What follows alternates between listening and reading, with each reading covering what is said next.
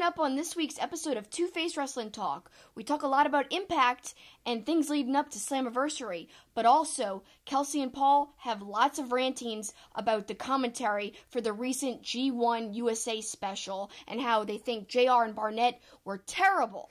Stay tuned! It's Two-Faced Wrestling Talk with Paul and Kelsi, and now here's your host, Kelsi. Hey everybody, and welcome to episode 19 of Two-Faced Wrestling Talk. Yeah, we took a little break last week, but we're back, and we're refreshed, and we're better than ever, and we've got some big news coming up to tell you. Before we tell you the big news, let's first remind you about our sponsor, St. Arnold Brewing Company. Yep, St. Arnold Brewing in Houston, Texas. I am currently partaking of an Art Car IPA, as always one of their delicious selections. Also, Divine Reserve is out. I happen to see that in the stores. That's always a special thing, so kind of take a look for that. But Raspberry AF. Yeah, got that as well. Yeah. So check out St. Arnold Beer in Louisiana and Texas. Yep, and now that we've thanked St. Arnold, let's get right into our big announcement, which I'm so excited for. We're going to be on WrestlingInc.com. Two-Faced Wrestling Talk is going to be a podcast on their YouTube. It's going to be a podcast on their audio channels. You'll know where to find us next week. We debut the week of Slammiversary, Friday, July 20th. I'm really excited about this. It's a huge opportunity for us. But what is important is to thank all of our listeners. Really, we love you guys. Thank you for your support, and we hope you continue to follow us on this really fun and crazy journey. I'm pretty excited for what the future holds for us right now. It's a big opportunity. Yep, big news, and don't worry, still going to be the same great content. We'll still have Ask Two-Faced. We'll still have Heads and Tails. We've got our pop culture, the pop and wrestling connection. Exactly. We're still going to do that. And next week we're doing Star Trek. Yeah, the Next Generation mixed with wrestling. It's a good time for that since we just watched the 3 newest Star Trek movies. But this will be more along the lines of Next Generation. Yep. And we'll still have New Japan news. We'll still have Ring of Honor, NXT, all kinds of news. And Impact Wrestling, specifically next week we'll be talking a lot about Slammiversary. But let's dive right in. It's time for headlines.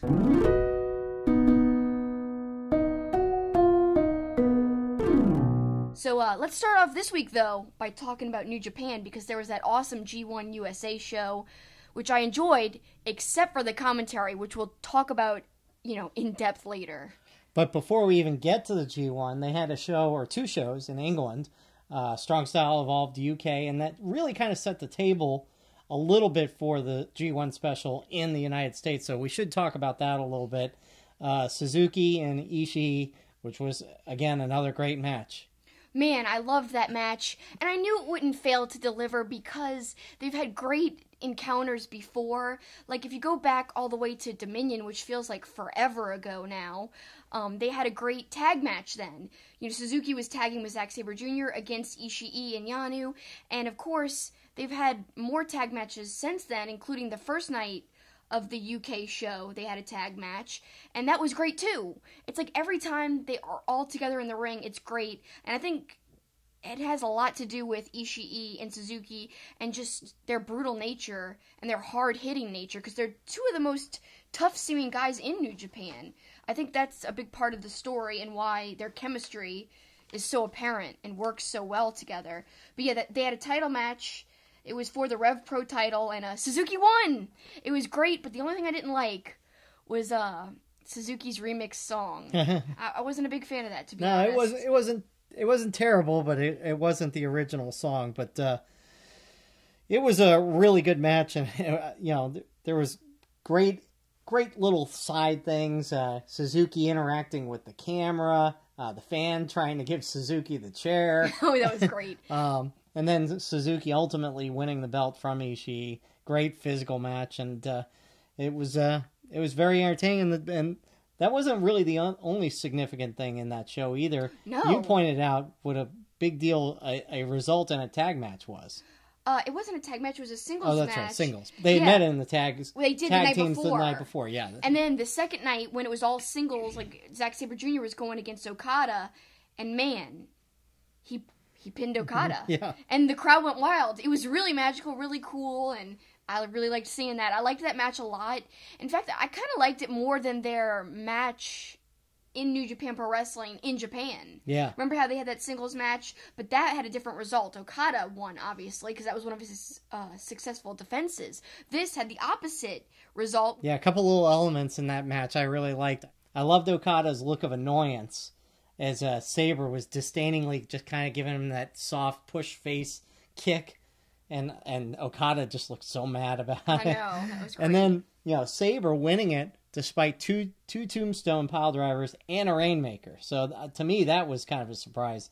Yeah, that he withstood all of that to win. So. And you just love all the flipping off of the camera. That's like glorious to you. You every time you smiled so big. Oh and my laughed. God, it's so funny, especially when he bent over like he was mooning. But then he reached under and flipped off as well. Yeah. That was so many little touches like that. And we've talked about that in our past podcast episodes, and we're going to continue to talk about that because I think a big part of wrestling is these little tiny touches, whether it's a look, whether it's, a character enhancement, like something they say in the middle of the ring, like Kevin Owens likes to do a lot of times in WWE.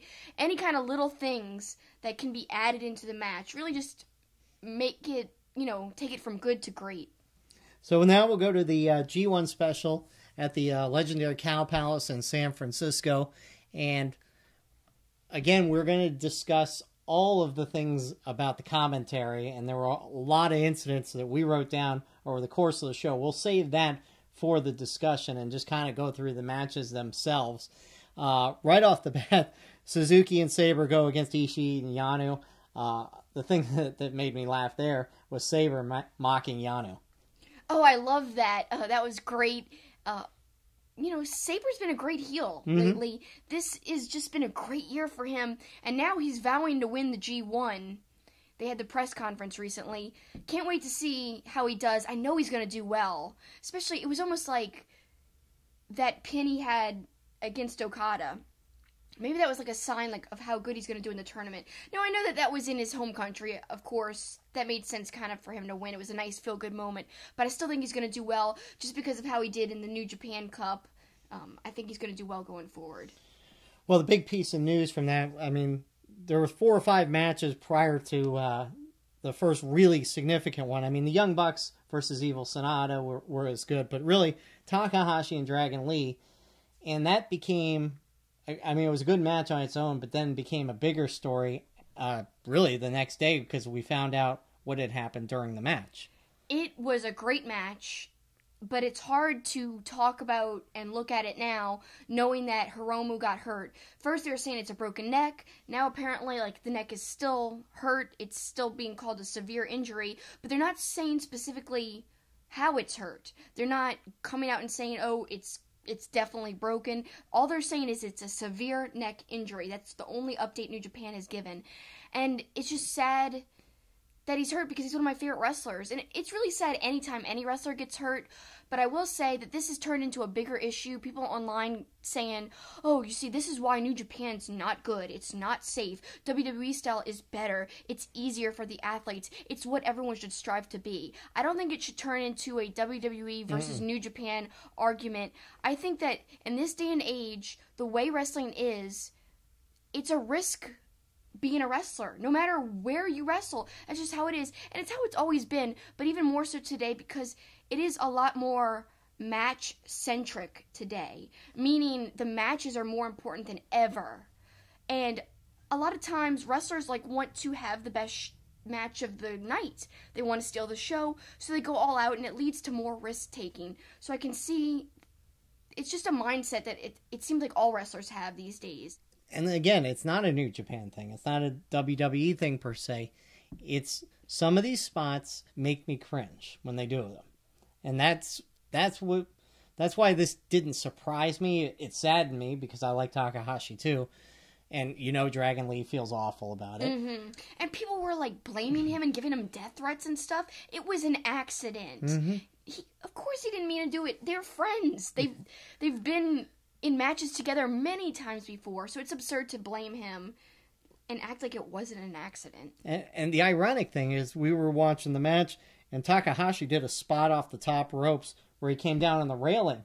And that was the thing that made us cringe during the match, because we thought of the TK Orion thing, breaking his leg on the railing. Yeah. You know, so actually the spot where he was seriously hurt wasn't even the one we noticed. But right. Looking back on it, though, it was brutal looking. Yeah. I must have, like, missed it or glanced away. Or it just didn't seem bad live, but, you know, then you go back and analyze it knowing he got hurt in that spot. But, yeah, I mean, look, accidents happen. I worry about these things because some of these spots seem reckless. But the people that are making the WWE argument, I'm going to give you one argument where something could have gone horribly wrong. Remember about a year and a half ago, AJ Styles was going to put the Styles Clash on James Ellsworth, and James Ellsworth did the move wrong, and AJ Styles caught it before it happened. Oh, yeah, I remember that clear as day. James Ellsworth would have had a broken neck in that. And yeah. So, yes, WWE didn't have an injury there, but they very easily could have if AJ Styles wasn't such a professional and realized what was going on. So, these things can happen. He did actually have an accident with the Styles Clash. It wasn't his fault yet again. It was someone trying to take the move wrong, because the way you take a Styles Clash is kind of different than every other wrestling move ever. They always tell you to tuck your neck. In a Styles Clash, you do the exact opposite, and you do not tuck your neck. Right. That's what Ellsworth was about to do. Mm-hmm. He was tucking his neck, which is kind of like an instinct for a wrestler, at least from what I've read and seen, you know, from being a fan for a while. But yeah, you want to do the exact opposite with the Styles Clash, and it happened actually where someone broke their neck in New Japan Pro Wrestling with the AJ Styles Styles Clash. But again, it's not really AJ's fault. Accidents happen, like we're saying right now. It doesn't matter the promotion. Same accident almost happened in WWE that happened in New Japan with the same exact move. So that tells you right there. It could happen anywhere. It can happen to anybody. And wrestling is just a risk that you got to take. And I kind of agree with my guys from View from the Top Rope. They had this same discussion on their 54th episode. Check it out. They talk about the same thing. Wrestling is the way it is. We don't see it changing. And these guys and women know the risks they're taking. Well, let's get back to the actual action. And we knew, because of the build-up, that Juice versus Jay White was going to be good, and it really delivered. It was really a great match. The whole build-up was so good to it, and Jay White his stock has really elevated for me, and this was a great match with a great incident in the middle of that. Again, we'll talk more about the broadcast portion of it, but it really kind of was a significant part of the match when Jay White throws Juice into the railing. JR topples over. Josh Barnett comes out and acts like he's going to beat up Jay White. And that was really just a weird part of the match. It was weird, but honestly, it did add to it. Mm-hmm. I'm very sad that JR got hurt. And you'll hear me talk more about JR later, so I'm going to save my whole JR discussion for later. But I am sad he got hurt. That's a shame. And it wasn't really the wrestler's fault. It was an accident. Again, it could have been some of the people who set up the show's fault by not kind of tying down the railings better. But when all's said and done, people were talking about that match, and that was part of the reason, that accident, and the whole Barnett thing. But I think it was a great match regardless of if that would have happened or not, because Juice was so over. Oh my God. And seeing what added to it was all of his promos going into that match. Just, he is like the perfect example of somebody you wouldn't think would be a star, but has made himself, in the simplest way, become a star. You know, just cutting promos, like old school feeling promos, where he's just talking about how, you know, he's not the greatest, but he rolled up Kenny Omega, he rolled up all these people, he can roll up Jay White and win this belt. And sure enough, he did, and it was a feel-good moment. Everyone freaked out. Like I said, he was so over, and that kind of added to it. He was over with the crowd, and it made you, as a viewer at home, even more excited to see him win. A lot of great sequences in that match. In fact, that was my favorite match of the night. Yeah, it was great. He wins on the roll-up. Crowd went nuts, and then one of the funniest moments is he hugs Red Shoes. He was so happy. Yeah, I love that too. And Red Shoes like, "What are you doing?" He looked back at him, because I think it was like he was behind Red Shoes and he hugged him. That was great. But actually, I kind of want to talk about that accident really quick. People didn't know whether it was a work or not. We didn't know. We're like, I don't know. JR looked like he fell over way too easily and real to be a work. Mm-hmm. So I don't know, but a lot of people, even people who write for the same site, our friends at PWP Nation, and you could check them out at pwpnation.com. They were arguing amongst themselves if they thought it was a work or not. I'm going to quote some of their tweets really quick if y'all don't mind. Brian St. Dennis at TELLITB. He says, I love the JR Barnett white spot live and on TV. And Aaron, our good friend Aaron, at Aaron_PWP, said, quote, spot. That was a shoot, my brother. JR was mad. Brian says, bro, they set that up while they were working the guardrails all around the arena prior. I think JR is sticking to the script. Everything is a work. Then Aaron says, Ross reportedly has a broken rib. At his age, he's not volunteering to take bumps. He's had to cancel dates, and he is apparently in a lot of pain. Shoot all the way on this one. Brian says, the injury is a shoot. I didn't say it wasn't. I think it was a planned suplex into the guardrail, and I think Barnett going after White, the swearing, etc., was all planned to make it look like a shoot. I think JR wasn't planning on breaking a rib, though. Aaron said, no way, dude. Barnett was furious, and White's awkwardness was obvious. We'll have to agree to disagree. Then they go on to say, we will never know the truth, and that's the glory of pro wrestling, LOL. Aaron says, that I can agree on. Brian says, and we can also agree that it was freaking awesome. Just like I said, not JR getting hurt, but the whole drama that it added to the match, and how everyone was talking about it after. It was on news sites everywhere. Well, you and I talked about it during the match.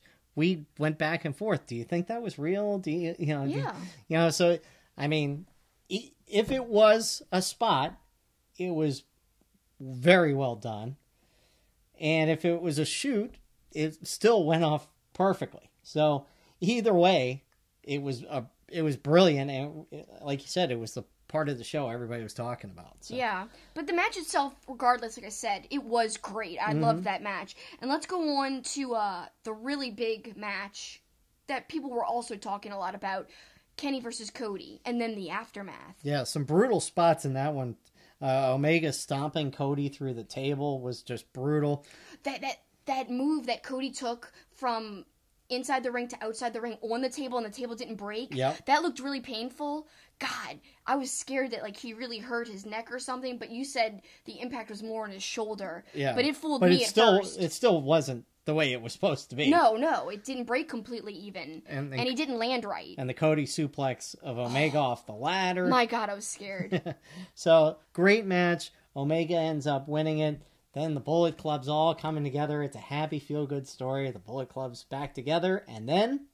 Yep, Tama Tonga comes out, bum, bum, with his cool little, the way he walks like that. I love the way he walks. And, him and his brother and his dad, they're all coming out and attacking what's, consists of Bullet Club. Then all these people run in, like Marty runs in, Hangman runs in, tries to solve the situation. Doesn't matter, the Tongans are, attacking them too. Even Yujiro, who I thought would kind of side with the Tongans, and Chase Owens, no, they didn't. They tried to protect, Cody and Kenny and the Bucks. Doesn't matter. The Tongans basically hurt them too. It was crazy. And what does this mean for Bullet Club going forward? A lot of interesting stories. I know that. And I think Tama Tonga is going to have a great showing in the G1. I think that this is kind of indication of a really good performance that's about to happen. I agree with all of that. I just would have liked to have seen a couple more of the guys go so that there would be more storylines. You mean to join the firing squad? Yes. You wanted more? Yeah, I would have liked one of the big names of the Bullet Club to go, whether it was Hangman or Marty or one of them. Personally, I would have liked, because then it would have led to more of the confrontations we've been wanting to see when this Bullet Club splintering seemed to be happening. And we talked early on this podcast about all the great potential for matches. That doesn't mean it will never happen, but this seemed like an opportunity for somebody to break away. I mean, I'm not saying the Young Bucks, but I do think Marty or Hangman seemed like they would have been the logical ones. I don't think so. I could see your point in a way, but I don't really agree with it for the most part, because story-wise, how does it make sense? Why would Marty break away? Maybe, I know he kind of had that match where he was against Cody and Dalton, but it seemed like they didn't have any tension after that. If they had played up the tension, it would have worked, I guess. I guess they could have played up the tension more to make it work. But I don't know.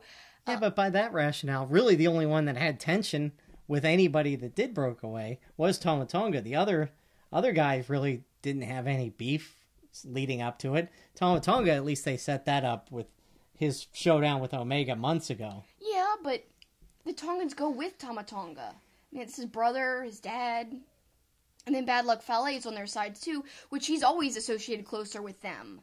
So all that makes sense, the associations. To me, how does Marty or Hangman, they've never really seemed that close to that part of the Bullet Club, in my opinion.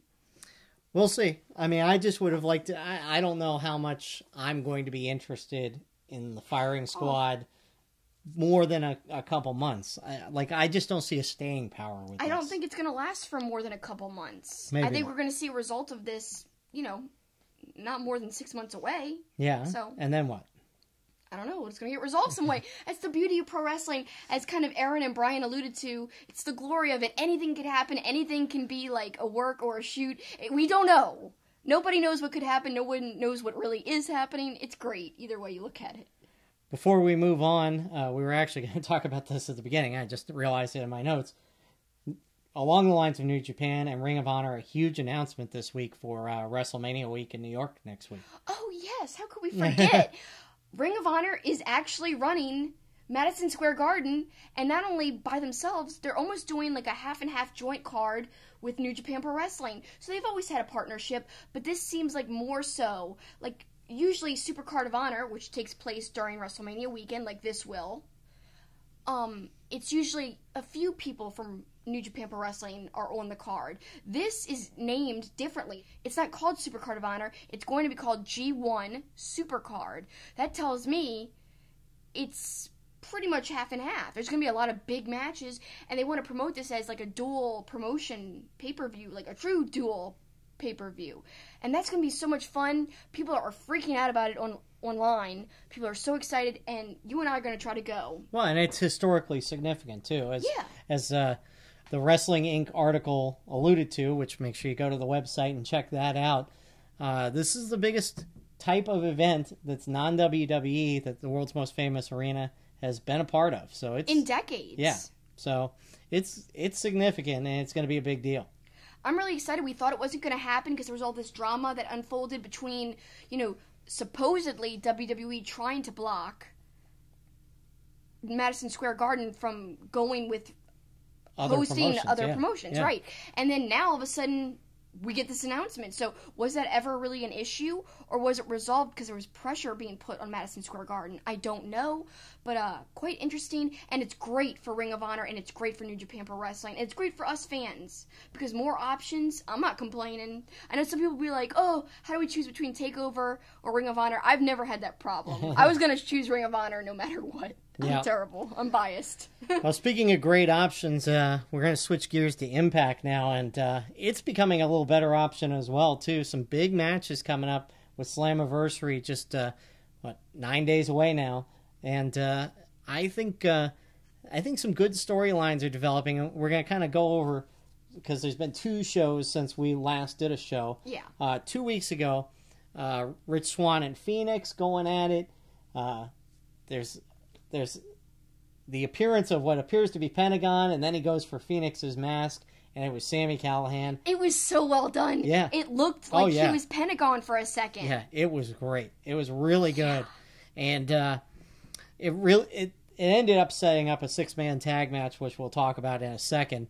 But Sami Callihan, which we're going to get into a little more here in a second as well, just sold it so well, and he is so perfect right now. I know, I love him. The other thing from the show 2 weeks ago, neither of us impressed with this Killer Cross yet. No, and I'm still not impressed with the way they're presenting the stand-ups with Don Callis. I really don't like those. It seems so newsy, and that's how it feels. It feels very scripted, and it's funny because they're not as strict with that type of stuff as WWE, from what I've heard and read, but it comes off like they are when they're like standing up like a news broadcast kind of thing. I also don't like the backstage interviews. I think they're really just not well done. Yeah. Let's go forward to the Impact show just the other evening. Austin Aries, a great promo with D'Angelo Williams in the ring. He ends up hitting D'Angelo. But I want to talk about that 6-man tag match. It was OVE and Callihan against Pentagon, Phoenix, and Rich Swann. I really enjoyed it. Oh my God, a great match. Now, Callis said it was the greatest tag team match in decades. That's not true. That may have been pushing it a little far, especially. It was great, though. Especially for the matches Don Callis has called in New Japan. Yeah. But it was great, and during the match, you made a comment about Sami Callihan. Do you remember the exact quote you said? Yes, I said everything Callihan is involved with is great. And I think that says a lot about Impact right now. I feel like he's probably the best part of Impact. Did I get it right? Was that close to what I said? Well, you were a little more emphatic. You said everything he does is badass.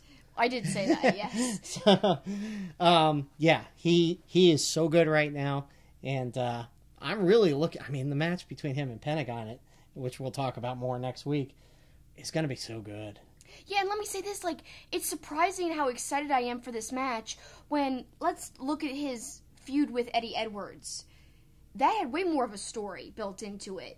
This, it has a story, but just, the other one had real-life elements mixed into it. This one, not so much, except for the stipulation, the hair versus mask, which I can't wait to see what happens. Like, Sami Callihan bald, which I think is what's going to happen, is really creepy just to imagine that. But the way, like I said, that's why I think he's really the golden star of Impact right now. He really is The Draw, which is his Twitter name. If you go follow him on Twitter, it's The Draw. He is a draw. He's so entertaining to watch, and he's so believable as like a bad guy heel. He's a great heel. And they announced recently that on the Jericho Cruise, he's going to be facing the villain Marty Scurll. How cool is that? I'm so excited. The match, I don't know. Just alone the way it's going to be presented with Marty's entrance and just how heelish Callihan comes off, it's going to be amazing. I'm very, very excited, and I get to be there live. Yep, it's going to be pretty awesome. Well, speaking of Sami Callihan, he was the subject of the weekly Impact teleconference. Here's a little of what he had to say. I think it's a big load of garbage that I have to take time out of my busy day to come do these teleconferences. For a company that hates me and wants to get mad at me for everything I do, they sure as hell put me on these teleconferences all the time because they know this is the only way to get these fans to actually listen to them. A lot of people in the wrestling world, Impact Wrestling, they play characters. They're not the real-life character in real life. I am my real-life character in wrestling. In real life, anywhere I go, I've lost the blurred lines of what's real and what's fantasy at this point. I am my character, and that's what makes me different than everyone else on the Impact roster. I am sick of every company I go to. It seems I have to be in a feud. I have to be shadowed by Pentagon Jr. He rides my coattails wherever I go, and I'm done with this. See, he may have the rest of the wrestling world fooled that he's some undead Mexican zombie, but I know his secret. He is just a really good professional wrestler that wears a mask, and I'm going to take that mask from him, and he's not going to be special anymore. Eddie Edwards is off doing his own thing with Tommy Dreamer now. Now I'm on to bigger and better things because the best thing that ever happened to Eddie Edwards' career was me hitting him in the face with a baseball bat. You're obviously seen as the number one bad guy in wrestling who everyone hates. Who do you think is the number two that you'd like to get in the ring with and knock him down a peg or two? As of right now, I'd really like to get in the ring with Tommaso Ciampa. People want to compare me and him all the time. And here's the thing. I've done battle with guys like him before, and I've sent him out of companies. I've sent him packing. Anyone around the world thinks they're on my level. They're not. Not trying to look ahead, but any thoughts on your match with Marty Scurll? I'm a history maker. For the first time ever, an official match between Impact Wrestling and Ring of Honor is going to happen. And y'all can thank me for that. I love the fact that everyone thinks Impact Management, but I'm the one that put out the message. And I'm the one that called out Jericho and all those Ring of Honor clowns. So coming up on the Ring of Honor cruise, I'm going to do the exact same thing that I always do. I'm going to end Marty Scurll, and I'm going to punk out each and every one of those Ring of Honor clowns and prove exactly why I am the pinnacle of professional wrestling right now. See, people want to wrestle OVE. People want to wrestle the draw Sami Callihan because, for lack of better terms, I am the Undertaker of wrestling right now, specifically in Impact Wrestling. If people want to be famous, they wrestle me because they know they're going to get more buzz than they ever got in their life. Look what happened to Eddie Edwards. Look what happened to LAX once they feuded with OVE.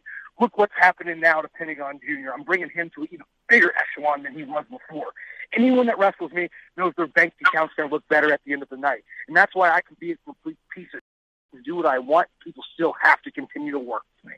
So Sami Callihan is red hot right now. And it's funny, we talk about guys all the time that may go to WWE. I can't see him going to WWE right now because, well, his act is a little too raw, pardon the pun.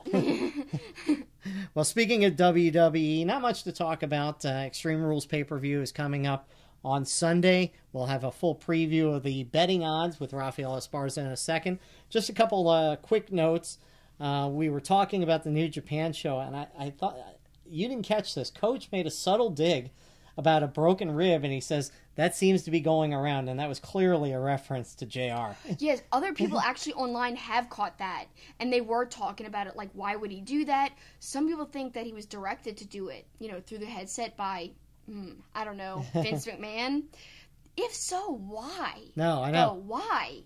Why? Because JR has worked with them recently. Right.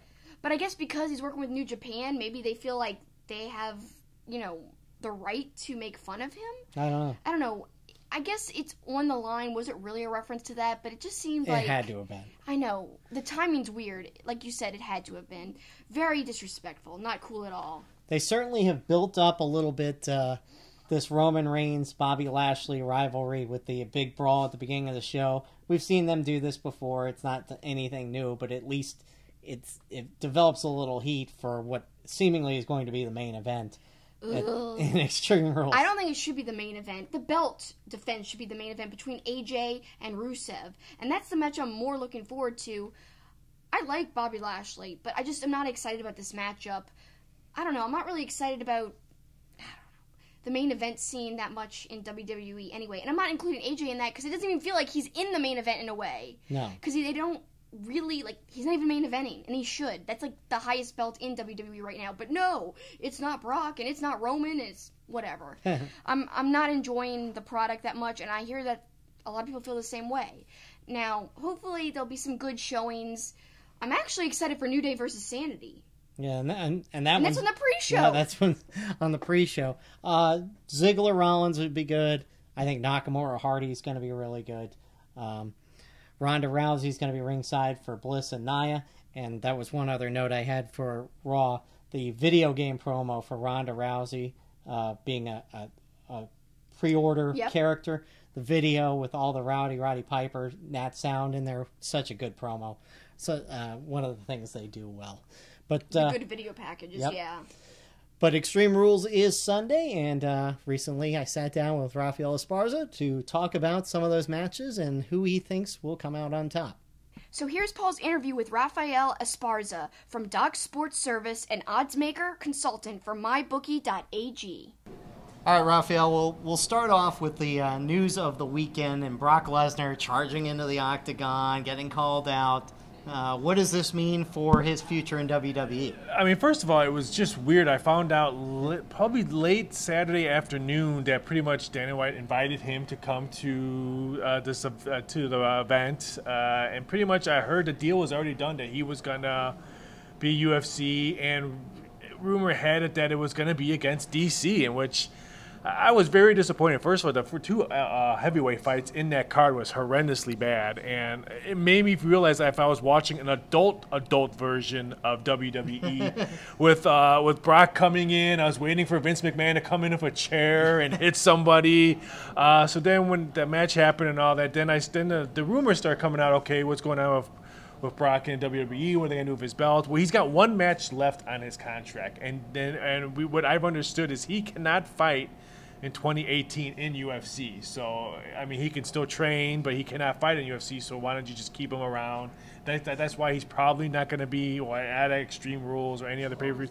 I would be shocked if maybe the last month before he switches over, maybe after 2019, he loses his belt to Roman, or most likely it's probably going to be Roman. So yeah, he's got one match left on his contract. That's why they've held him back on the last pay-per-views. He has not been seen on any of the house shows. I think they probably won't put him on a house show, because I think now that the public knows that he's fighting Cormier, probably I'm hearing sometime in maybe late January or maybe sometime in February, March, I think the crowd will probably boo him, knowing that he's pretty much just here to, like Roman says, to collect the paycheck. So yeah, he's got one match left. I don't know when it's going to be. Well, you keep using the term one match. Is there a possibility that this opens the door of he maybe holds on to the belt and Braun Strowman cashes in Money in the Bank after that match, or somewhere in a segment even? You know, does it have to be one match, or is it one appearance? Is that a key distinction? Yeah, I don't know what's actually in that contract. All I've been hearing, one match. I still think they let Braun win it over Roman Reigns. I don't think they let Braun winning it over Brock Lesnar. I think we pretty much all can agree maybe Roman did put his time in with the many losses against Brock Lesnar. So I would not be shocked they let Roman Reigns win, and then maybe Braun cashes in maybe at WrestleMania, one of the bigger shows, and he takes the belt from Roman Reigns. I don't see Roman Reigns being the heavyweight champ for a very, very long time. Well, let's go into Extreme Rules, and let's start with Roman Reigns going against Bobby Lashley. Roman's kind of lost some matches now, it seems like, other than the Jinder Mahal. So does he get a second straight pay-per-view win in your mind? I think he does. I'm glad that they put Bobby Lashley in this feud, because I felt bad for him. They bring him in, and he's had some junky matches. Roman Reigns on a losing streak, worse than maybe Kane in pay-per-views. I mean, when was the last time Kane won a pay-per-view match? It seems like forever. But, yeah, I think Roman Reigns wins this one. He's a favorite, minus 160. Bobby Lashley, plus 130. The public will probably bet Roman Reigns, just because I just think they're going to let him maybe win the pay-per-views, lose on the house shows, and get some momentum before he takes the belt away from Brock. All right, well, you mentioned Kane. Let's talk about Team Hell No going against the Bludgeon Brothers. First of all, I get why Team Hell No is in this, but it's one of the things that drives me crazy, that they're just together and all of a sudden they're in the title contention and fighting for a title, and you've got them as the favorite. Yeah, I got them as a favorite just because of Daniel Bryan. I mean, he's going to be a favorite until he either loses or maybe gets injured again. But, yeah, I'm actually shocked on that. And I heard that Kane, a lot of his voters, because he's running for, mayor? I forgot where he's at. They're kind of mad that he's still resting, that he's not taking his electoral candidacy seriously. So they're pretty mad.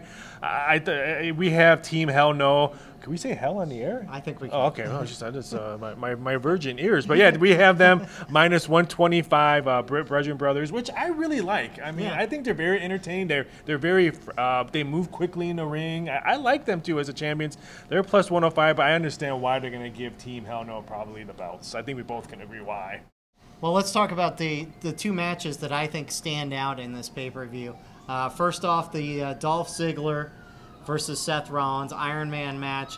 How do you see this one shaking out? I see Ziggler winning, probably on some kind of a technical interference or something. I just think this feud is really good. I mean, they've had some great matches on TV. I think why mess up something now? If they give Seth Rollins the belt, then you pretty much can't have this feud anymore. Right. I think the public wants Rollins to be the champion again. I think that's why they let Ziggler win this one. I know his contract isn't that long, so maybe Ziggler will be a champ for a while, and then maybe he'll go off in the sunset. He's one of those ones that have contracts as pending. So I think Ziggler wins this match. He's minus 140. He'll probably get bet up, probably a lot higher, because I think the betting public realizes why give Seth Rollins the belt at Extreme Rules. No offense to Extreme Rules, but give it to him maybe to a bigger event. The other match that's really piquing my interest is Jeff Hardy versus Shinsuke Nakamura, and I'm a little surprised you've got Jeff Hardy as the favorite in this one. Are you assuming that Jeff Hardy's going to bring a dog with him down to the ring? I don't know, but his makeup the other day was pretty cool looking. It's really creeping me out. That was probably one of the best makeup jobs I've seen in a ring in a very, very long time. So that was kind of good. Yeah, we have Shinsuke actually the small favorite, minus 130, and we put that on there because we think the public will probably bet the other side. So we're trying to get money on both sides early since we got time before Sunday kicks off. I would imagine Jeff Hardy will be the favorite because, again, if you're going to have Shinsuke winning any kind of belt, I don't think, again, Extreme Rules is going to be that pay-per-view where we see. I would not be shocked if we only see maybe one belt exchange on Extreme Rules. That's the tag team belt. Your biggest underdog on this whole thing is Rusev in the championship match against AJ Styles. So you're seeing no chance that Rusev's winning that match? No chance of winning. I think Rusev and Lana are still kind of upset that Russia lost in the World Cup. If you follow them on Instagram, they look very depressed after that penalty kick. But yeah, if they're upset for that, they're still going to be upset on Sunday. AJ Styles. Another reason, I mean, AJ Styles, the fans love him as a champion. Why give Rusev the belt on Extreme Rules? AJ Styles -$5. This one will probably close -$8 or higher. I mean, a public is just going to flood AJ Styles, and I like him as a champ. And you know what? Now that I wish AJ Styles was in the WWE like maybe 10 years ago, it's really not saying that he's not in his prime now, but I mean, if he was in WWE a long he would be huge. He would be probably like a John Cena type. I agree. Every time I watch him, my mind goes, why is he? How come he wasn't here 10 years ago? All right, well, we're going to close it out with give me one possible huge surprise of all your betting odds, maybe one that could really shock the public. I said only one belt will probably get exchanged, but for some reason, I think Asuka wins at Extreme Rules. I know the people in the backstages are not really happy with the storyline of Carmella and why she's still the belt. I think they're gonna have Asuka win it, so maybe they can have her feud with somebody else and start carrying on when the bigger pay-per-views come. So I'm going to say we have Asuka -150, Carmella +120. I'm going to say Asuka pulls the win out and gets the belt on Extreme Rules, so they can maybe have better feuds. Not saying that, no disrespect to Carmella, but I think there's other WWE divas out there that can probably get a better showing in a ring than Carmella and her sidekick. So there you have it. Extreme Rules is on Sunday, and we'll see how his odds shake out.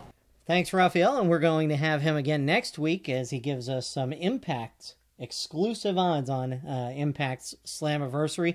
And remember, Raphael is with Doc Sports, but also mybookie.ag. We remind you, if you want to go to mybookie.ag and you need free plays, text the word wrestling to 29022 and get your free $60 account. So.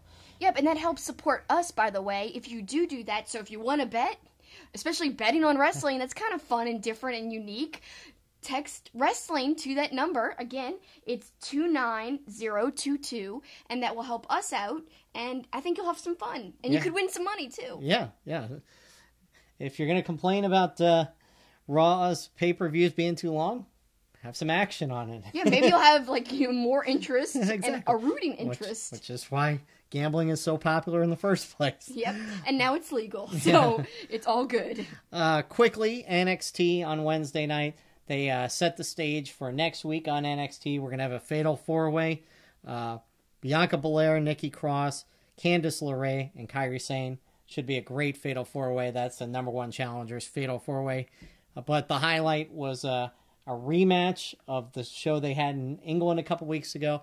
Tag team title match, Mustache Mountain versus the Undisputed Era. And boy, what an amazing match this was. The crowd was on fire, and I was really, really impressed with the selling of Trent Seven and the way he sold his leg. And by the end, Tyler Bate had to throw in the towel, and Undisputed Era regains the title. But great selling throughout on how they were attacking his knee. So lots of fun there. And looking forward to more of that because the crowd is eating up this Mustache Mountain versus Undisputed Era stuff.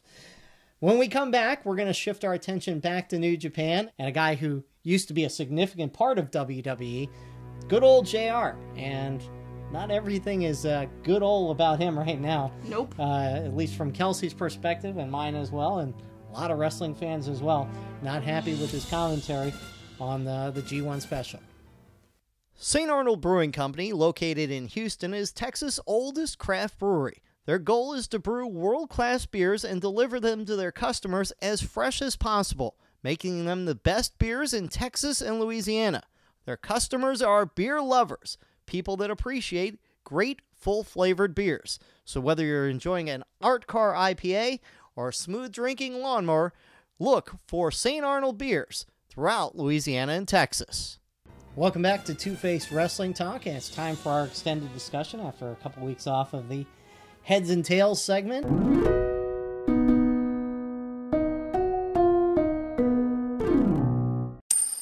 This one is all about good old JR and Josh Barnett and the commentary during New Japan's G1 special in San Francisco, where some people thought JR and Josh were great, but a lot of what we've heard is not so much.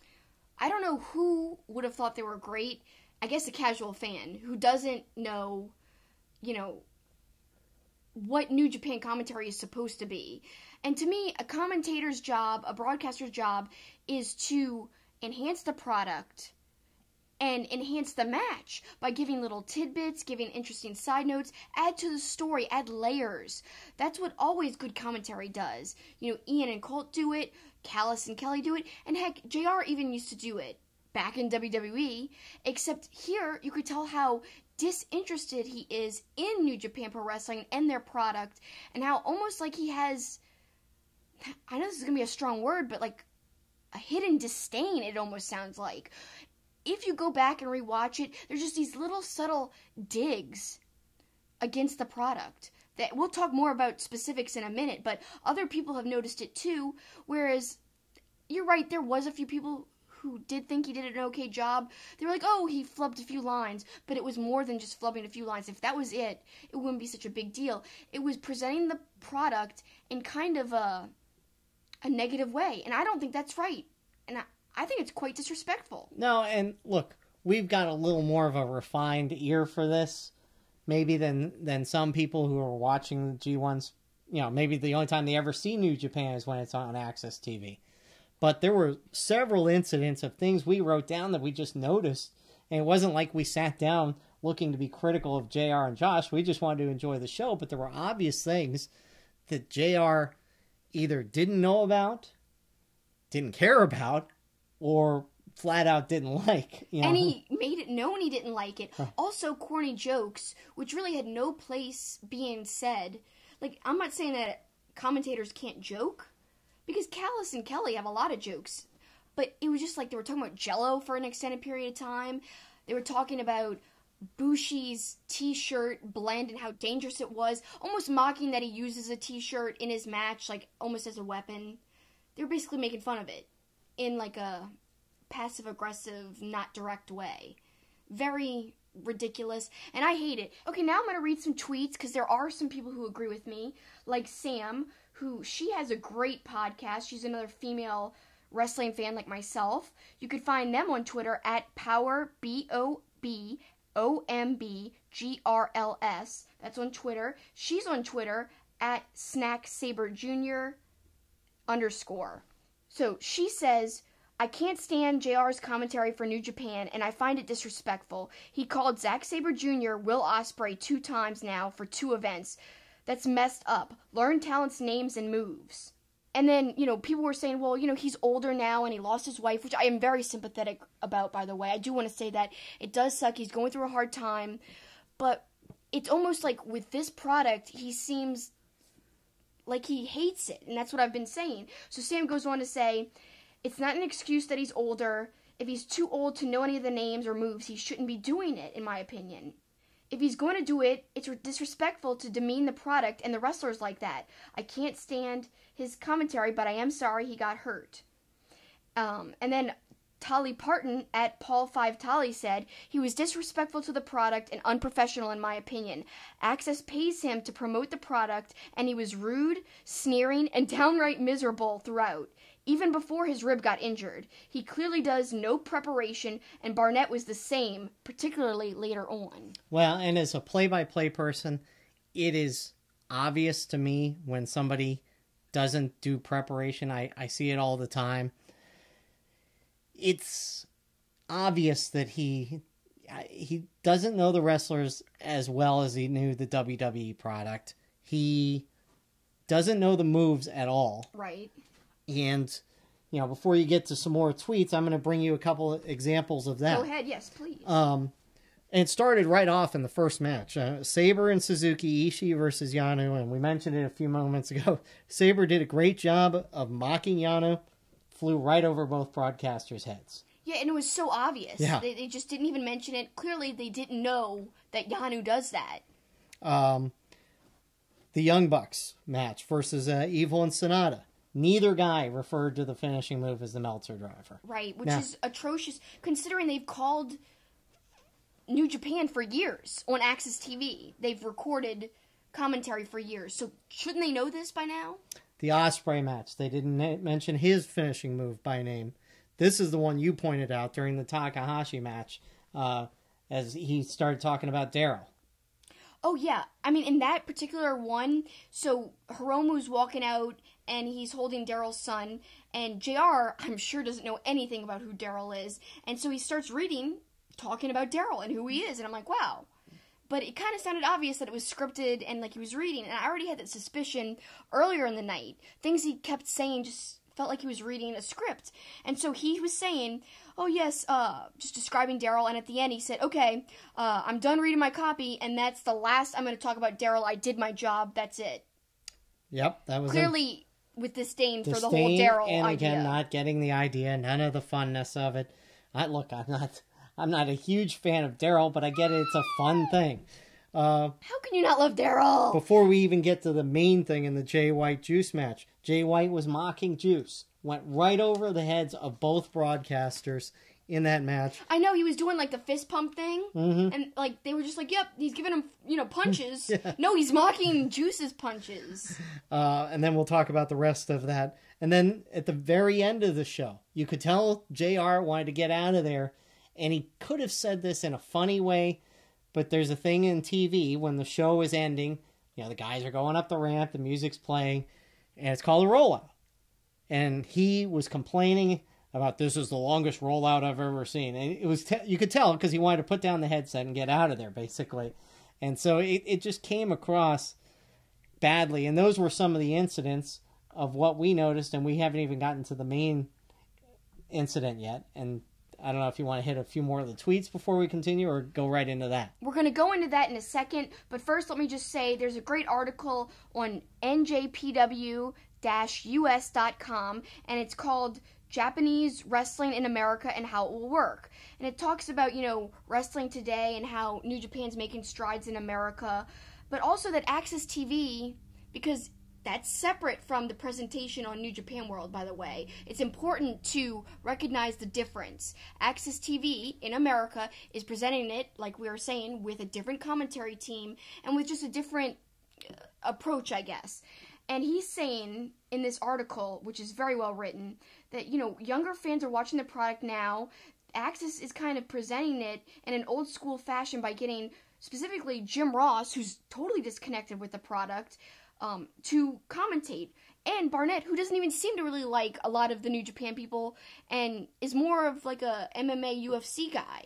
So why is he doing it too? It could be, why aren't they using the original New Japan commentary team of Callis and Kelly? I don't know why, but he's saying that, Jim Ross doesn't really reflect the brand, and he doesn't know about what wrestling is, especially this type of wrestling today. So check out that article, like I said, and you could find them on Twitter at NJPWUS. Yeah, it's an interesting read, and it's something Access is going to have to address going forward. But we've talked around it this entire show. Let's talk about specifically the incident. Okay, and people, like we were talking about earlier, they didn't know, was this real? Was it a shoot? Or was it planned? Was it a work? Well, man, like we said earlier, it was obviously an accident. I don't think it was meant to happen.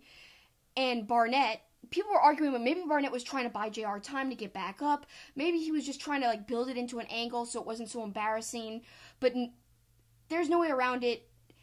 If that was Barnett's real reaction, which I'm, apt to believe it was, because he gets so angry all the time, from what I know about him, that was inappropriate. And he shouldn't ever do commentary for them again.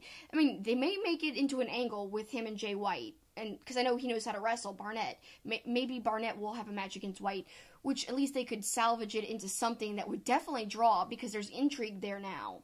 But if that was like spur of the moment, he should have been chewed out. And I heard that they went on Jim Ross's podcast. It was Barnett and Jim Ross talking about the incident, saying how it wasn't planned. And they were talking about how Juice and White apologized after the match. And for some reason, the way they were talking about it, and you could read these quotes on WrestlingInc.com, they were saying, like, yeah, I tend to believe that it was an accident and they didn't mean to do it. Of course they didn't mean to do it! What are JR and Barnett talking about? Yes, New Japan's evil, and they were scheming this all along to purposely knock JR over. Why would they say it like that? And I kept reading, like, the quotes, and I was like, what the heck? It almost paints it like, why would they say... like, kept driving it in that, yes, I believe them, it was an accident. Of course! Why wouldn't you believe them? Why is there a question? It's weird. It's just weird. And Barnett is unprofessional. I hate the commentary. I'm so passionately against this. As someone who loves New Japan Pro Wrestling, this is the worst light ever to paint it to casual fans. Have somebody who knows the product, and who likes it, and who wants it to succeed and do well. JR could care less. He really could care less. And he flat out says after he falls, like, this is ridiculous. Get your stuff together out here. And he's like yelling and angry. Yep. Understandably so. I know he's hurt. I know he's hurting and in pain. And that sucks. I really hate that he got hurt. I'm not saying he deserved it. But to act like that, unprofessional, nobody wanted him to get hurt, and he should know that. It was an accident. No, I mean, look, I don't care about cursing. But it came across, I mean, like, the initial thing from Barnett, we both looked at each other like, whoa, you know, and then... because it wasn't on New Japan World, it was on Access TV. Right. I don't even know if they, because we didn't watch it on Access, I don't know if they got to bleep it out or not, or what happened, how was that presented? I don't know, that's a good question. But JR screaming about lack of control, the guards need to get their bleep together, JR also saying that there are no rules here. And that's something he kept saying all night. Yeah. Before the rib and after the rib. Oh, so much fighting outside the ring. And New Japan, this is New Japan's style. Right. He said it throughout the Omega Cody match. Yeah, he hates the whole out of the ring thing and how the ref wasn't enforcing the rules of they have to get in or the count's going to start. You know, the ref wasn't starting the count. And that's just New Japan's style. I'm used to it. A lot of fans who watch New Japan are used to it. There's not a lot of disqualifications. That's just the way it is. Well, and JR called one of the most famous spots of all time that wasn't in the ring when Mankind went crashing through his table off the top of a Hell in a Cell right in front of him. Isn't that ironic? Yeah, so, I don't know. I mean, that's one of the most famous spots in all of wrestling history. So it's not a New Japan thing. We'll watch Extreme Rules. There's going to be stuff outside the ring. It's called Extreme Rules. Yeah. You know? But he was saying because, you know, it's supposed to have the count started. Oh, yeah, well. And he was just being a stickler. Like, I understand, you know, some people do hate that New Japan doesn't enforce the rules because they're like, oh, it makes everything look stupid. And it especially demeans the ref. It demeans everybody. And it demeans the whole match. I disagree. I never really think about it that in depth. And the story still comes across. No, in fact, our favorite referee is in New Japan in red shoes. So yeah. I mean, I don't care if there is lawlessness. You know, Me neither. Red shoes is entertaining. Or can you say a WWE official is entertaining? No, there's not one. No, not right now, no. So, I don't know. I don't mind the presentation of the product. And regardless if JR likes it or not, that's what he's hired to sell and promote. Right. And he's doing the opposite by bashing it. Which is the bottom line of this whole thing. You know, whether we like him or we don't like him, look, I love JR and the King together. You know, they're legends. They called some of the greatest matches in my formative years of watching wrestling.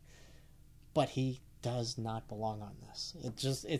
He's not a fit for this promotion. And neither is Josh. Josh is at least a little more so, but not by much, because he doesn't like it much either. He has voiced his disdain for the Young Bucks for years. Yeah, I know, and they've had a beef with him about it before. So, yeah, they got to move on. You know, whether they go ahead and hire, you know, Kelly and Callis to do the matches on Access, or you have a team that is just more engaged with New Japan. But regardless, JR can't stay on it. No, I don't want him to stay on it. Please, just go with Kelly and Callis. They're amazing at presenting it. And you don't even like Kevin Kelly that much. You've never really been a huge fan of him. I am. So we're on opposite sides. But you've admitted he is prepared. Oh, yeah. And he presents it a great way. Does especially compared to JR. Nobody does more preparation than Kevin Kelly. he is like a walking encyclopedia of wrestling knowledge. I know, I love him, and that's why I like him. And I know you're not the hugest fan, but I know you can see that he's way better than what's being done right now on the Access broadcast. Yes, absolutely. So that's going to do it for Heads and Tails. Good, lively discussion. Yep. But, we'd love to hear you guys' thoughts. If you've got more thoughts on the matter, go ahead and tweet us. You could tweet me personally at SuperKickingIt, SuperKickingIt, or you could tweet our podcast at TwoFacedPod, TWOFACEDPOD. Yeah. Yep, we'd love to hear from you, and we know some of our listeners do disagree with us. I know, yes. Our friend Dave definitely disagrees. Yes, so he's not going to like any of that last segment. It's okay to have differing of opinions. Yep. We all can still get along. I just feel really passionate about this, but it's okay to disagree. But I will say this. I know New Japan Pro Wrestling, and I know the product. I watch it a lot, and I know that JR was doing subtle digs, and to me it's not an opinion. That is a fact. He was digging at the product. And look, I love JR, but he just doesn't belong on this. That's all it comes down to for me, is that he doesn't belong on this. So, up next, we are going to take your questions. It's Ask Two-Faced when we come back. Our awesome wrestling logo is by artist Eric Hodson. You could check him out at erichodson.storeenvy.com, where he has tons of other wrestling artwork. He really is an incredible artist. His Twitter handle is at Dreaded Dinosaur, which is named after his comic series, The Dreaded Dinosaur Man, which you can find on webtoons.com. Just search for The Dreaded Dinosaur Man, and you can read it for free. Thanks, Eric. We really love your logo. Welcome back to Two-Faced Wrestling Talk. Now it's time for hashtag Ask Two-Faced, where we answer all of you guys' questions, and we've got some good ones this week.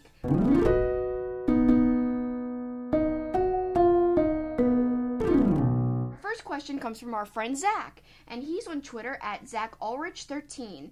He said G1 predictions, winners of the 2 blocks, and then the finals. Well, I'm going to start with this A block, and I think I said this to you on the air, unless I said it to you on the side. I told you before the G1 that I thought Juice might beat Jay White, and it wouldn't surprise me if Jay White turns around and wins the A block. Mm-hmm.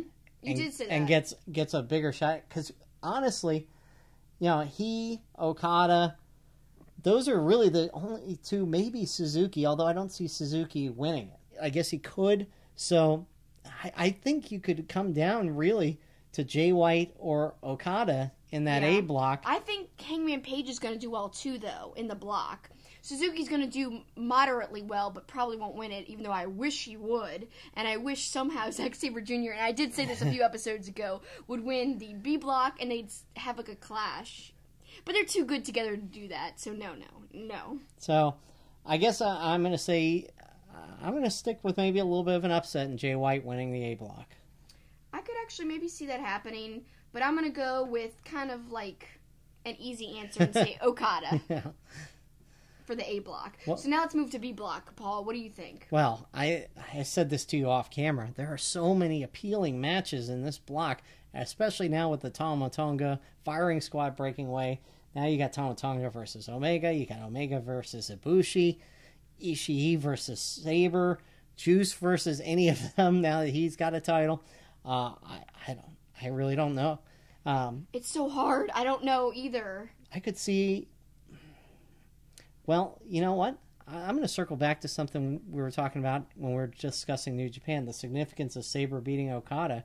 Could Sabre and Okada each win, and maybe that's the finals? Man, that'd be cool.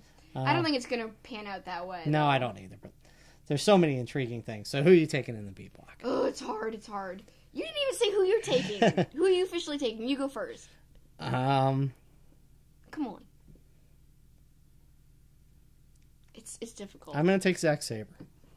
I wish. I don't think it's going to be him, especially after winning, the New Japan Cup. I feel like that was his huge win. I'm really thinking the two it's between, it has to be between Ibushi and Tama Tonga. I wasn't thinking Tama Tonga, but after that beatdown, yeah, I think he's going to have a great showing. And a lot of people online are thinking the same thing. But when I was thinking about this a few weeks ago, I was going with Ibushi. I'm going to go with Ibushi again. Because say Okada does win A, the finals would be against Okada and Ibushi. I think that'd be really intriguing. And then that could possibly set up Ibushi versus Omega on a bigger stage for Wrestle Kingdom. Yep. So that's what I'm going with. It's going to be great. It all starts this weekend, and we got It's going to be hard. Got a lot of wrestling ahead of us. Yeah, I'm tired just thinking about it, I mean, to be honest. It'd be one thing if we just had New Japan, but we got Impact Slammiversary coming up, Extreme Rules this weekend, so much. I know. I don't know how we're going to live through it. Especially these shows are so long and at night. But what's going to be good, and we've talked about this before, thank goodness, English commentary. Yes.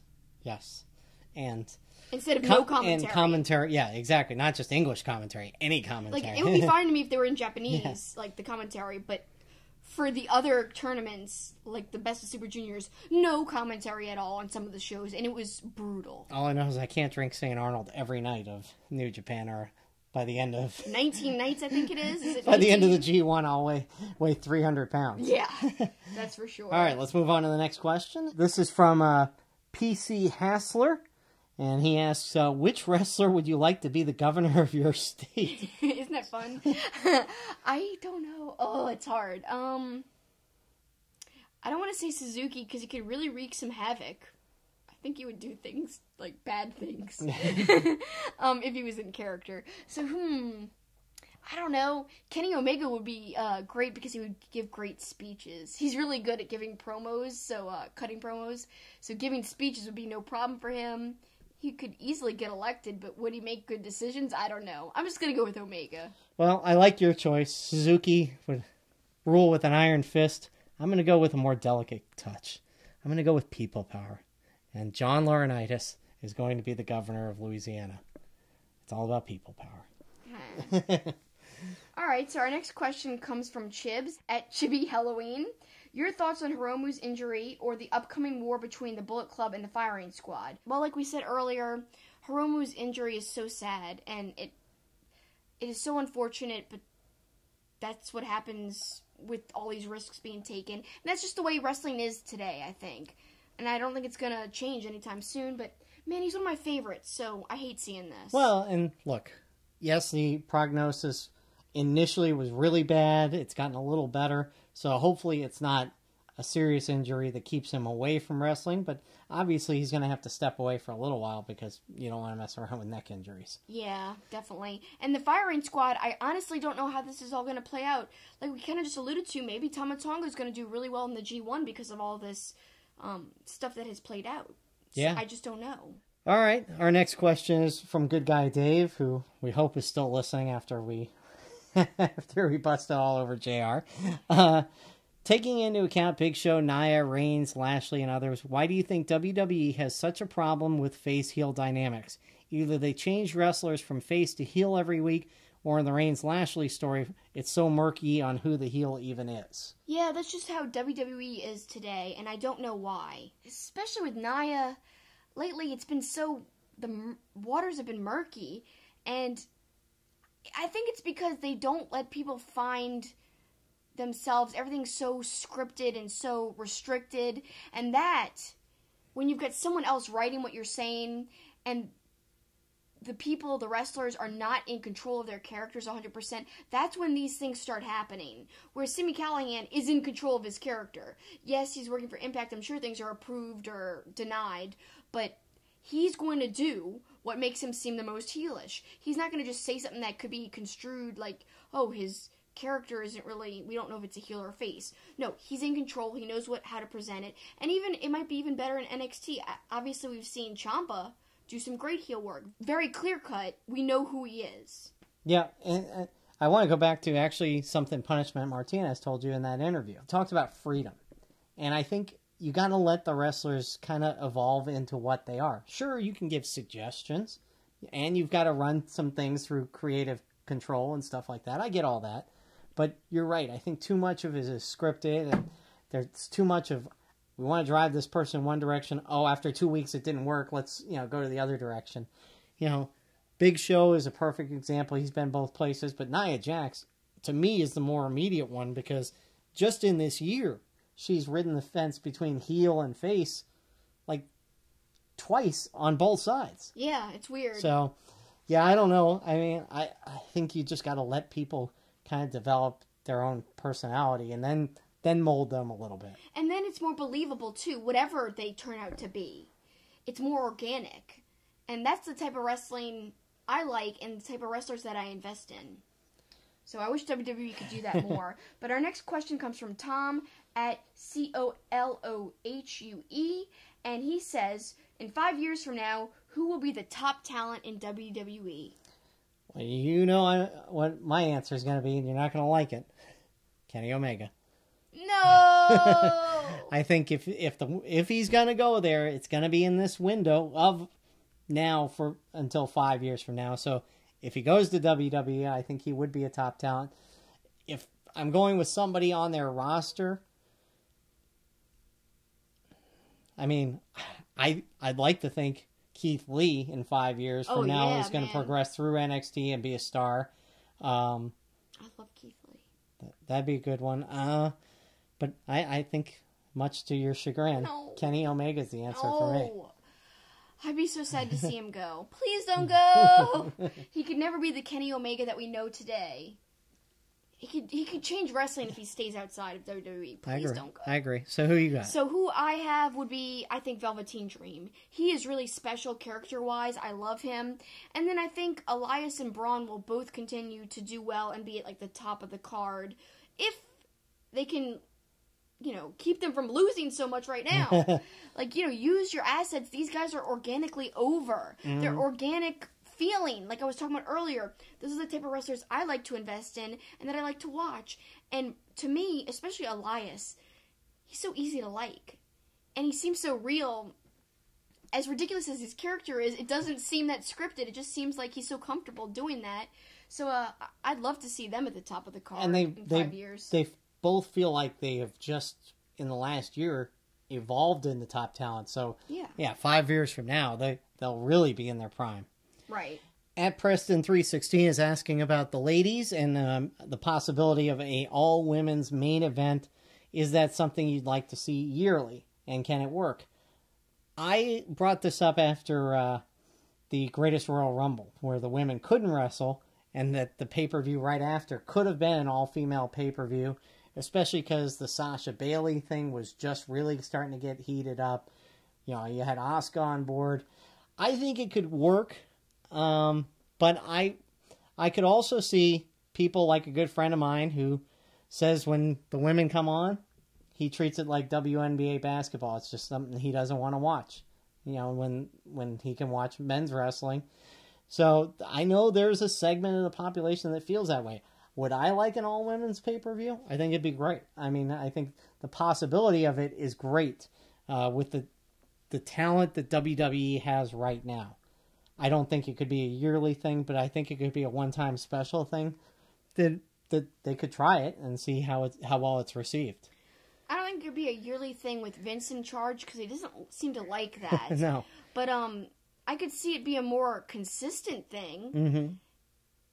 Especially, Triple H seems to be really pro women's wrestling, as is Stephanie McMahon, of course. And I think that's the way to be in 2018. I also think they shouldn't shy away from intergender matches, which I would love to see. I like it on the indies and on the non-WWE scene, but I don't know if it'll ever happen again. Truly, I'm not talking about Asuka versus Ellsworth. I'm talking about, real intergender wrestling. I don't know if we'll see that in WWE, but that'd be fun, too. And it would give women a little bit more stuff to work with on the roster, basically, in matches and on pay-per-views, but I'd like to see an all-women pay-per-view. I don't think there'd be anything wrong with that. I just don't see it happening really anytime soon with the way everything is set up in WWE right now. And you did say one thing about women's matches that you've kind of taken note of, even though as much as you like them, there's something you've noticed. Yeah, I did say this to you the other day. Sometimes it's almost like you could see the choreography in their head. Like they're thinking about what move is next. And what makes me think that that's happening is they stop, like the timing becomes off. And I could see them moving really slow. It's almost like you could see them anticipating, what am I supposed to do next again? Or like waiting for someone else to do something before they react. So sometimes the timing in women's matches, they could be just totally off. But I will say, WWE on the whole, they can do women's wrestling right. If, the circumstances all match up, it can be done right. I just want to see less choreography. Let them just do what they do. Right. I agree with you. Our great friend Darth Vapor at Metal_2006 said, with what happened at the G1 special with, Bullet Club and the Firing Squad, and then Kota Ibushi wasn't there, what do you think Ibushi's involvement is going to be now that there is a war going on between everyone? Will he be a victim of a beatdown? Or will we see Gawd versus Golden Lovers? I'd love to see that match, regardless of what happens. And Ibushi, it's kind of hard to say. He wasn't there. How is he going to react to all this? He's in the same block as Omega. I think their match is going to be like a mutual respect type of thing. But it was a...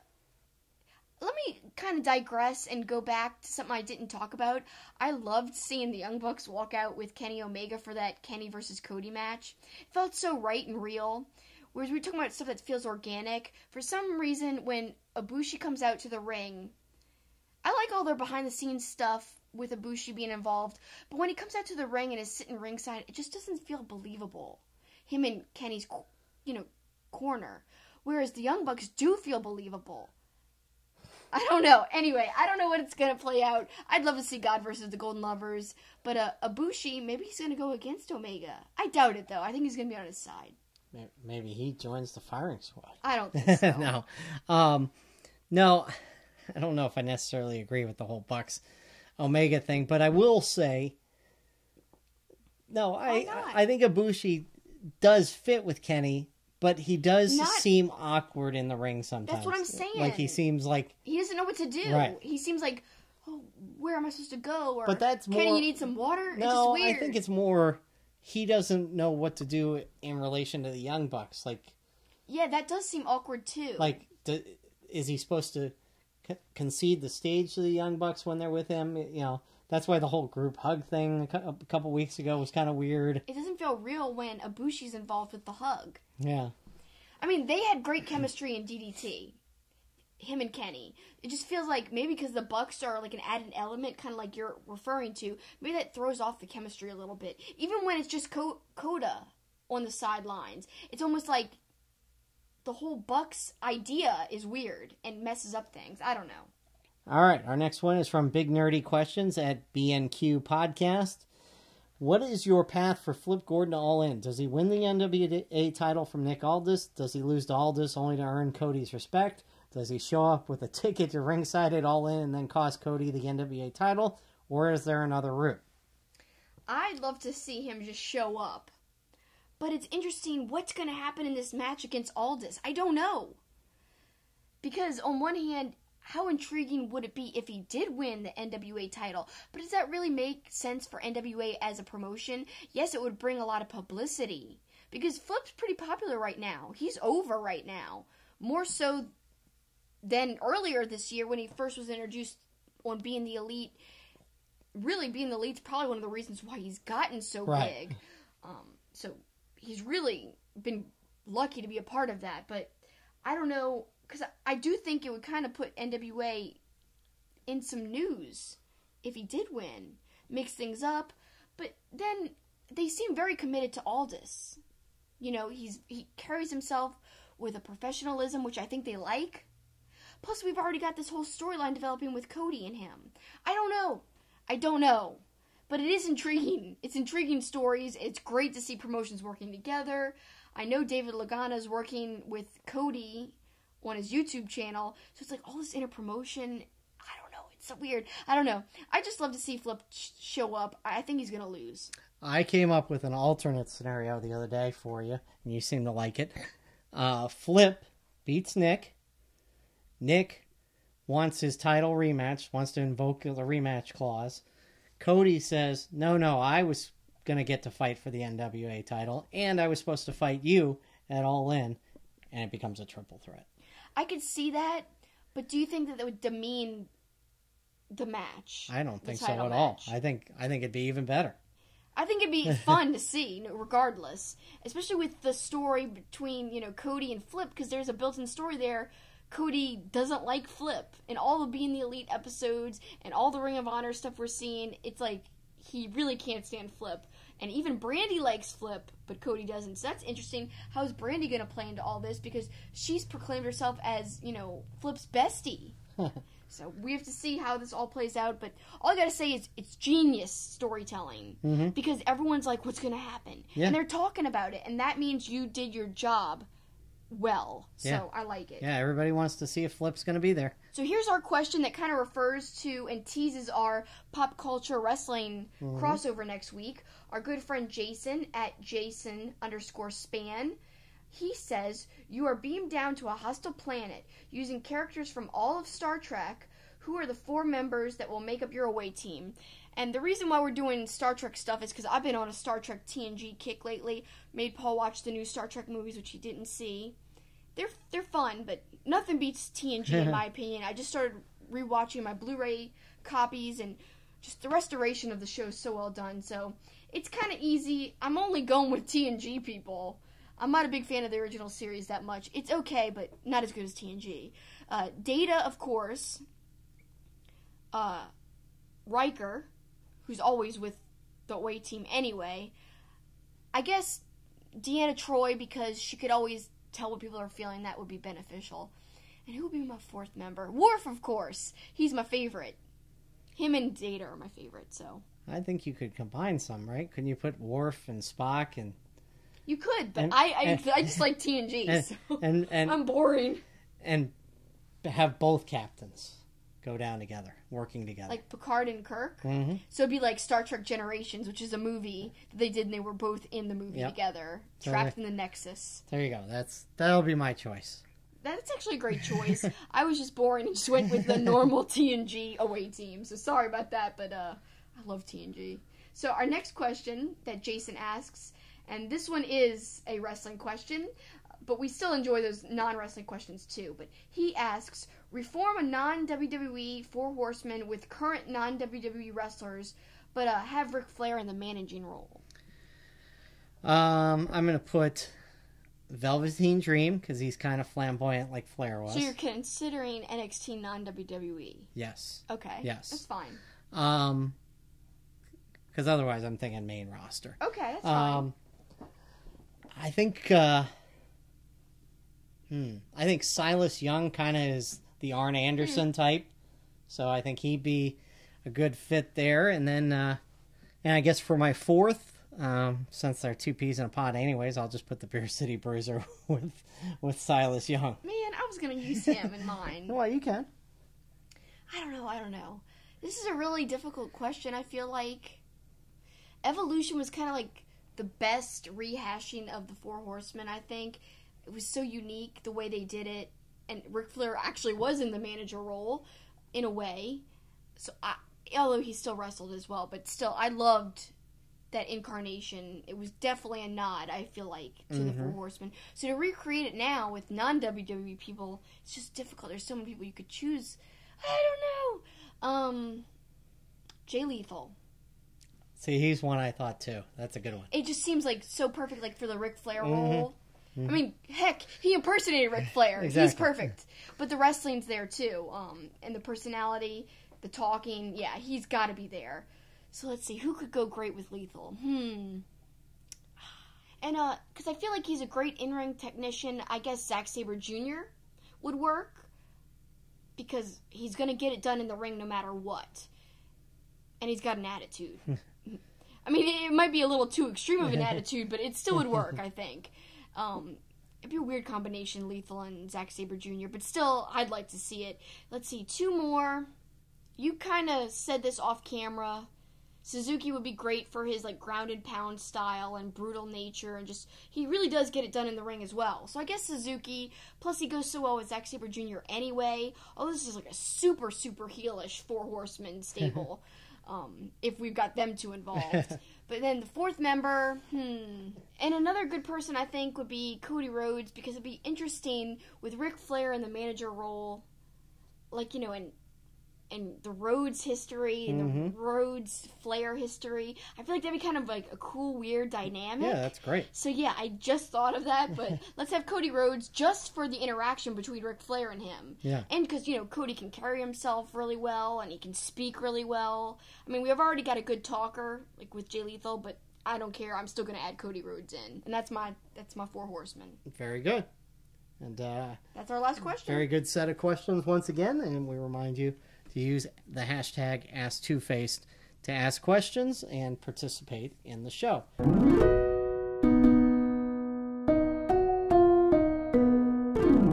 It's time to close out the show and send them home. Kelsi, what do you got? Well, my whole goal was, like, how many episodes in a row can I just talk about Suzuki to end the show without sounding like that's all I care about? But I'm going to do it anyway and talk about Suzuki again.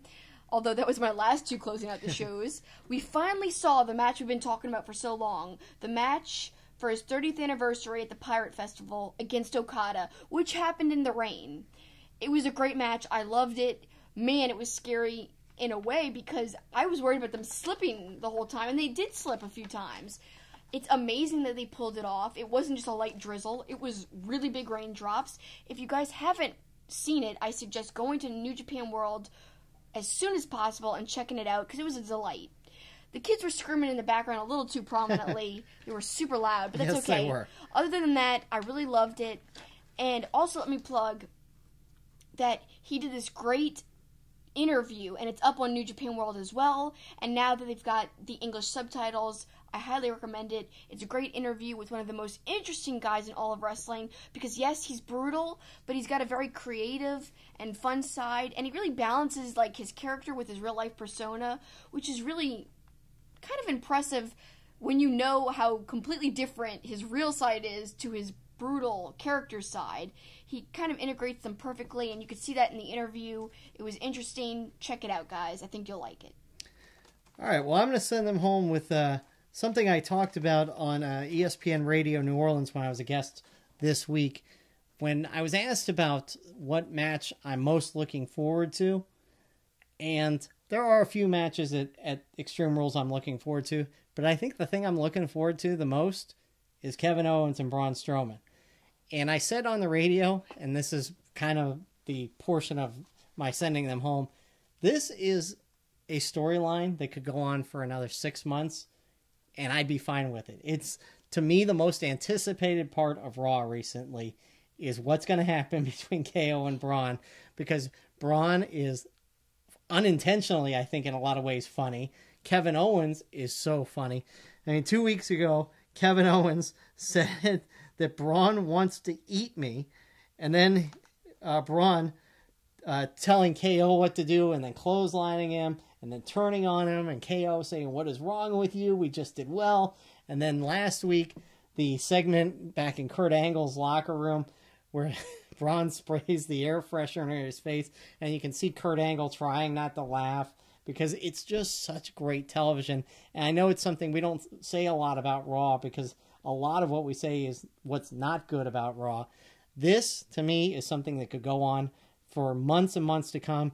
I could see them fight every week and segments of Braun tormenting Kevin Owens from now until the end of time. I think it's great stuff. The hiding in the porta potty, everything.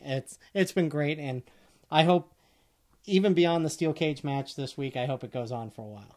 Yeah, I'm a big fan of Braun Strowman and KO, so I have to agree with you. I really like them, and I'm looking forward to that match a lot too. So you don't hear me say that very often about WWE stuff, but Braun really has captured me, so I agree. All right. Well, again, next week we make our debut as part of the Wrestling Inc. family, and Kelsi has already made her debut doing some video pieces for them, so congratulations to you on that. Thanks, and I'm so excited for us, and I'm excited for our listeners to go on this journey with us, like I was talking about earlier. And yeah, if you want to check out the work I've already done for them, I've edited 2 videos now. My voice is on the videos, and I literally spent some good amount of time editing them with some fancy stuff. So check that out on their YouTube channel. Just type in Wrestling Inc. and you can find them. So be sure to look out for us next week. I'm so excited. Yep, that's good news for sure. Thank you guys for listening so much. And that's the finish.